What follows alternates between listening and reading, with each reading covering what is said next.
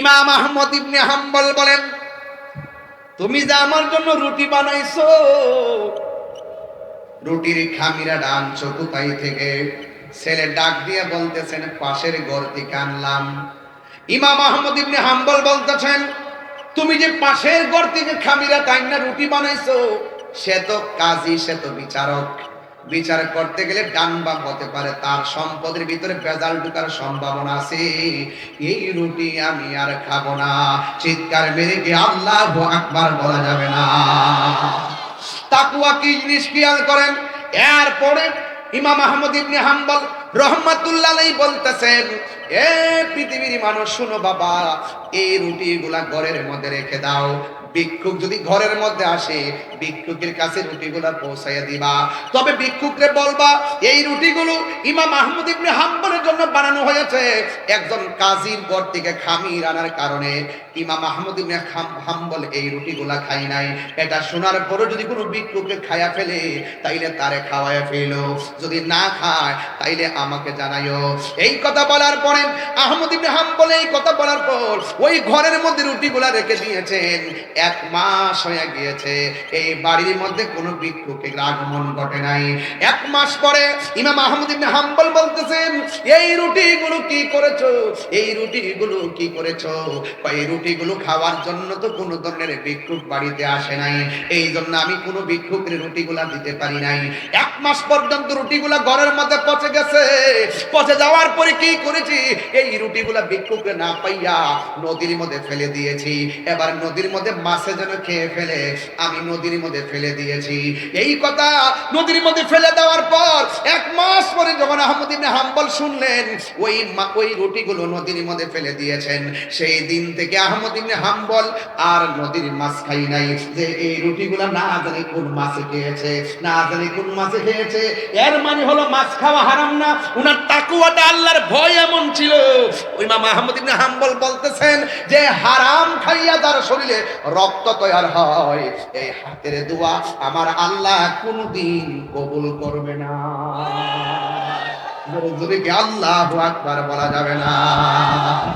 এই জন্য হারাম খাওয়া যাবে না। এই জন্য আমার রাসূল, আপনার রাসূল বলে দিয়েছেন, খবরদার খবরদার, হাসরের ময়দানে 3 প্রকারের মানুষ যাদেরকে আমার আল্লাহ আরশের নিচে ছায়া দিবে। 1 নম্বর হলো যারা নামাজের জন্য পাগল। আমার দেশের মধ্যে কিছু মুরব্বি দেখবেন চেহারাটা কালো, চেহারাটা কালো। কালো চেহারা দেখলে কোনোদিন নিন্দা করবেন না। মোটা মানুষ দেখলে কোনোদিন নিন্দা করবেন না। চিকন মানুষ দেখলে কোনোদিন তিরস্কার করবেন না। বাকি মানুষ দেখলে কোনোদিন তারে অবহেলা করবেন না। আর বোবা মানুষ দেখলে কোনোদিন তারে অবহেলা করবেন না। আপনি যারে অবহেলা করতেছেন, তার চেহারাটা আমার আল্লাহ নিজের হাত দিয়ে আর বড় করে বলেন না সুবহানাল্লাহ।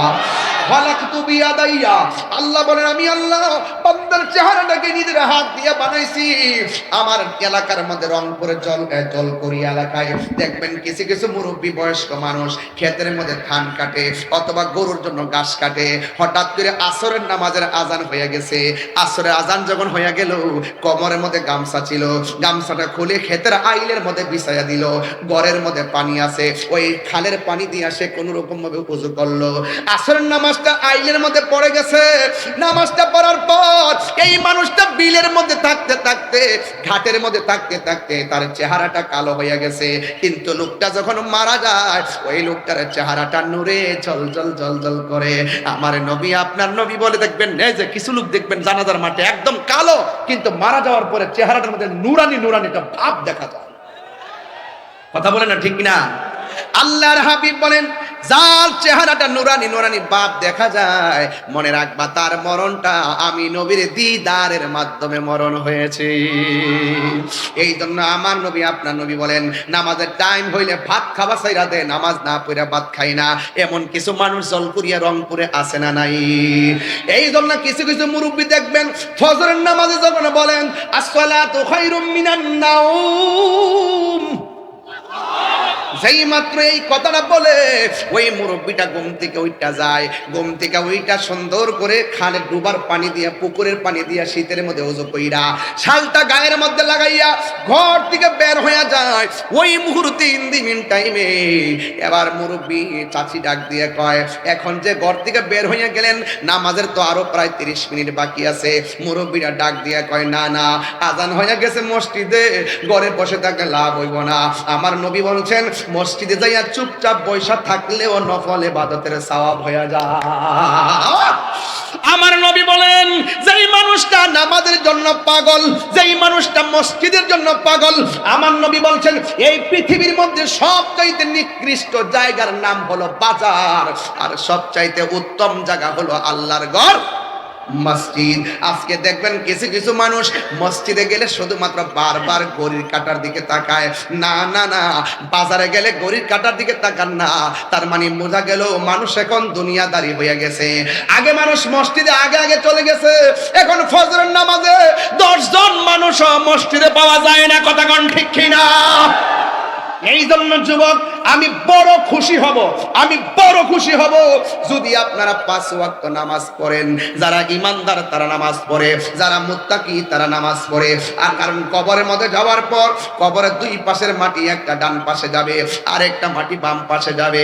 আমার নবী, আপনার নবী বলেন, বেনামাজিকে 3টা শাস্তি কবরে দেওয়া হবে। একটা শাস্তি হলো ডান পাশের মাটিগুলো এক প্রান্তে যাবে, বাম পাশের মাটিগুলো আরেক প্রান্তে যাবে। 2 পাশের মাটিগুলো এমন ভাবে চাপা মারবো রে রংপুরের বাবা, ডান পাশের হাড্ডিগুলো বাম পাশের হাড্ডির ভিতরে ঢুকে যাবে, বাম পাশের হাড্ডিগুলো ডান পাশের হাড্ডির ভিতরে ঢুকে যাবে। আমার হাতের মধ্যে টিস্যু আছে, দেখতে দেখা যায় অনেক সুন্দর স্কোয়ার, কিন্তু আমি যখন মুট করলাম এই স্কোয়ারটা চোখের পলকে গোল হয়ে গেল, হাতের মুঠের মধ্যে চলে আসলো। কবরটা দেখা যায় অনেক পাশ, লাশটা অনেক লম্বা, কিন্তু আমার নবী বলেন, বেনামাজি হইয়া যারা কবরে যাবে, ডান পাশের মাটিগুলো এক প্রান্তে যাবে, বাম পাশের মাটিগুলো আরেক প্রান্তে যাইয়া এমন চুরি একটা চাপা মারবো, একদম হাড্ডিগুলারে গুড়া বানাইয়া ফেলাইবো। এই বান্দাটা কবরে চাপ খাইয়া আল্লাহরে ডাক দিয়া বলবো, আল্লাহ একবারে মাইরা শেষ করে ফেলাও, আর সহ্য হয় না, আর না হয় আবার দুনিয়াতে দাও। দুনিয়ার মধ্যে নামাজ না পড়লে কবরে যদি এমন আযাব হইব, আগে যদি জানতাম জীবনে কোনোদিন নামাজ ছাড়তাম না। আল্লাহ বলেন, না না, সুম্মা ইলাইহি তুরজাউন, না না, আমি আল্লাহর দিকে ফিরে আসলে আর ববের জগতে যাওয়া যাবে না।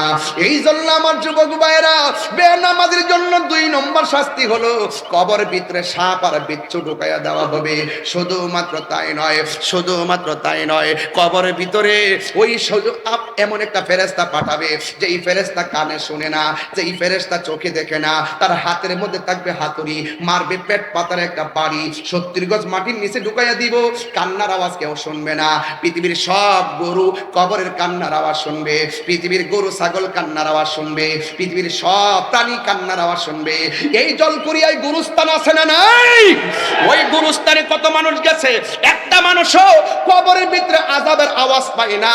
কিন্তু আমার আল্লাহ বলেন, ওয়া মা ইয়াস্তাবিল আহইয়া ওয়ালাল আমওয়াত। 3 বার কোন আল্লাহু আকবার,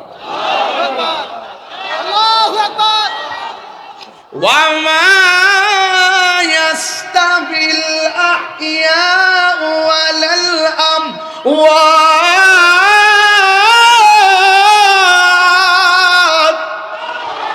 যারা জিন্দা যারা মুর্দা এরা কি এক?